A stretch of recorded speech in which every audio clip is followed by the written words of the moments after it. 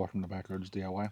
Today I'm going to show you how I am planning on ditching this old kind of corrugated plastic pipe, and I am going to use PVC and Plumb, both of my outlets, to my pump.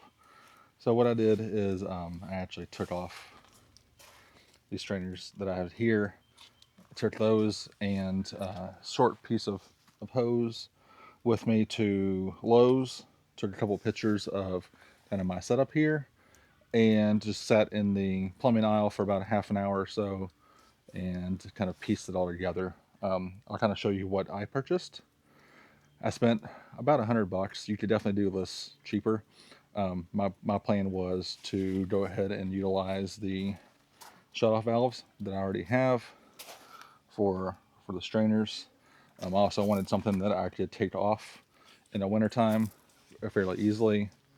But I mean, if you don't have valves like this, you could very easily just run a piece of PVC through here, a couple elbows and T's, and you'd be good to go. So you don't have to spend $100, but this is what I end up getting. So I picked up 2-inch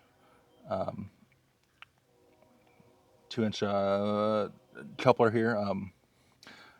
I lost the name. I'm sorry. Union. That's what I was looking for. It's 2-inch union. It is threaded on both sides. It is screws, but it's going to screw right onto my shutoff valve here. That'll allow me to keep this on. If I need to take it off, I can just unscrew it instead of having to take the whole thing apart. So I am planning on gluing it.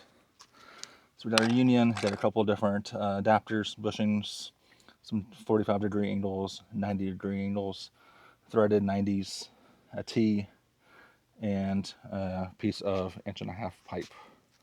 And then this is just the one I took with me. So I'm going to hard line this or plumb this as much as I can all the way back to the pump. I will have a small little piece, my little plastic pipe here, I will have a small piece coming from here to here, but that will tie my stemmer and then my two other valves together.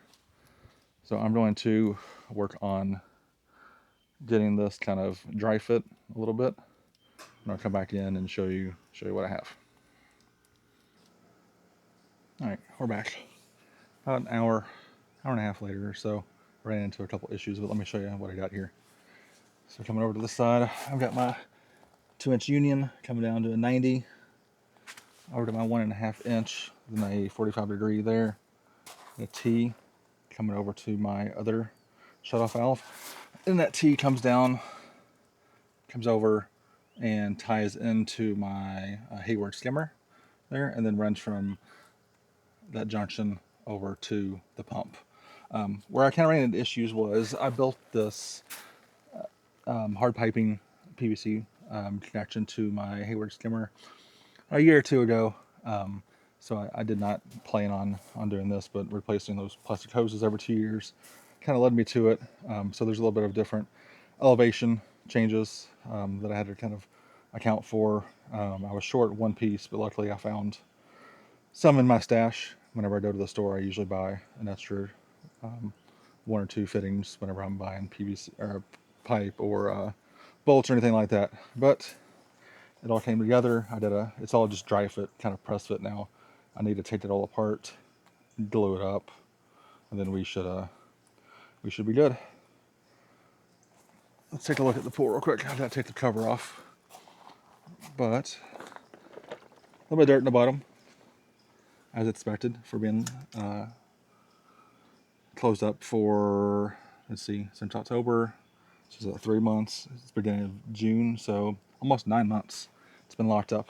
I don't think I have the box anymore, but I used the Poolhacker winterizing kit. It's just 2 pills that you throw in there. They're probably in here floating around somewhere. I'm not sure where. I don't have the cover all the way off yet.